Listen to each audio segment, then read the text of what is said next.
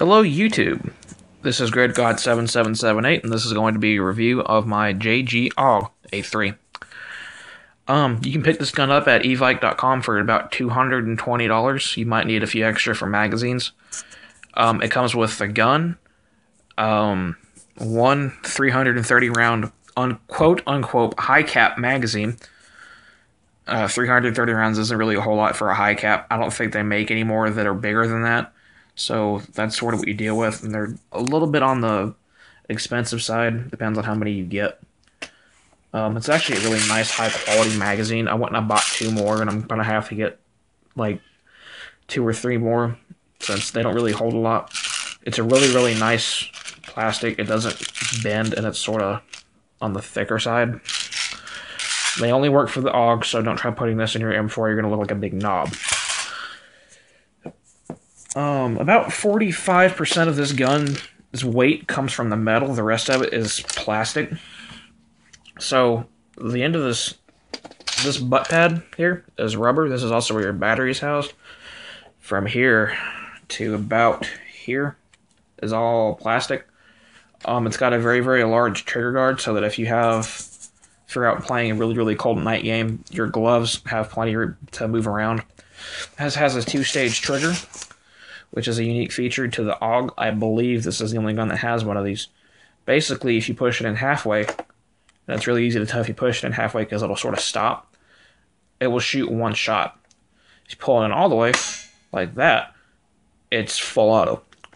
It doesn't have a bad rate of fire. It does come with an 8.4 volt battery. There's no other space for any sort of a bigger battery. You have to modify the gun to do that. I've seen people that have 9.6s in here. It shoots pretty quickly. This gun is all stock besides the scope and the foregrip that I have on it. It's got 4 rails. It's got the one really, really large top rail. It's got 2 on the sides. This is the larger one of the 2 on the side. This is the smaller one. Then it's got the one pretty big one on the bottom. You can use those for putting on foregrip like I have here, a laser, a flashlight. I've seen people with M320 grenade launchers on these. It works perfectly. The metal that for the charging handle is not of the highest quality, I will say that. Then again, this is a pretty cheap gun. It's already gotten a chip, and this back piece has already been damaged. It's because this has been dropped. This does work. What else? It's got 2 sling points. It's got one here on the very front, one here on the side. I haven't moved this one yet because I don't use a sling, but it can go over on the other side. The gun's pretty heavy. I think it might weigh about 10 pounds, but that might be completely wrong. But it is not a light gun, especially for one that has half of its body made out of plastic. It's extremely accurate. It came with a large jamming rod because the barrel is so long. The barrel ends up from here all the way to the back behind or right in front of the magazine, so about here. So even though this gun is not bigger than an M16, it has a lot longer barrel than an M16, meaning you've got an extreme amount of range with this FPS that you get. It's about 415 to 430, sounds about right. It all depends on what BBs you use. So you've got a large amount of range and not really a lot of size, which is pretty cool. More than likely, if you take this to any sort of an indoor airsoft field, they're not going to let you play because this thing has way too high of an FPS. Funny story, we're playing a barn game. This is the first game I've actually used this gun in, and I made 2 of my friends bleed. And the game right after that was probably about 100 or so feet away, and I got about 10 shots, perfect straight line right at his nuts, and I was using the same configuration scope and foregrip that I've got here. He didn't see it coming, and he sat there rolling on the ground for a little bit. I seriously thought I injured him. So, this is the gun. This rubber butt pad is a little bit hard to get off at first. There is sort of a technique to getting it off. So this is it. It's, rubbery. This is all the space you've got for your little 8.4 volt battery. There's not a whole lot in here. So any other type of battery you want to put in, you have to take some sort of a cutting device and cut open the stock in order to do that, and I wouldn't do that. I am told that you can wire this to be able to take a PEC box, which is probably what JG wanted you to do anyway, because this rail here is plenty big enough for any sort of an attachment you need. For such a cheap gun, quote unquote, this is actually really good. This is my first AUG, and this already outclasses my friend's KWA CQR. This outranges it. It's made way better. There's not really any sort of comparison. For those of you wondering, my scope is an NC Star 9x30, I think.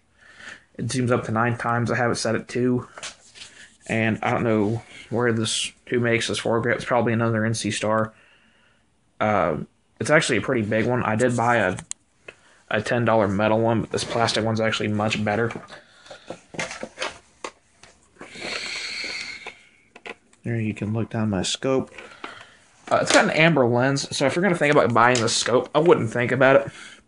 This amber lens is just a big dead giveaway.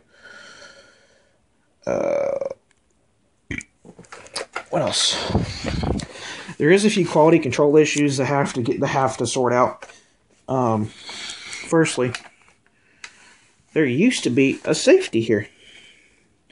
Not even the second day I had the gun, I was just messing with it, and I pushed the safety out a bit too far, and I lost it. And you already saw how my charging handle was chipped. So, yeah. What else? That's actually about it. This square here is actually a maintenance pin.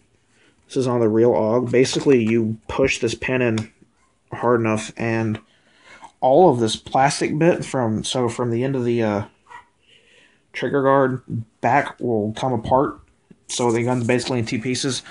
And this is a really easy gun to maintain and modify. What else? If you can find a field that would let you do this, this would be a really, really good CQB weapon. I don't recommend putting a scope on there for that, though. And you have to be pretty strong to hold this for more than 30 minutes. I do recommend getting a sling for it, so you can have the gun basically supporting itself instead of you having to support it the whole time. Get about 6 of these magazines. They do not hold a lot, even though they're really high quality and they're sort of expensive. If you're going to run this sort of setup, 6 magazines is perfect. It also did come with a really, really cheap charger.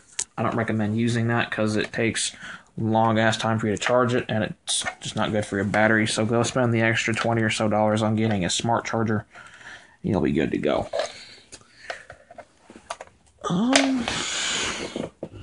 There's not really a whole lot more I can tell you. Apart from the fact that if you're really going to get this gun, be sure you're strong enough to hold it. It's not really light at all. If you're playing a field, it's got plenty of range. Give it a scope. You'll be hitting people in the nuts from God knows how far away, and also making people bleed. If you have any questions, please leave a comment or like this. I'll be doing more airsoft reviews. Possibly, if my team lets me, I'll be taping live games. So, message me or leave a comment. Thanks.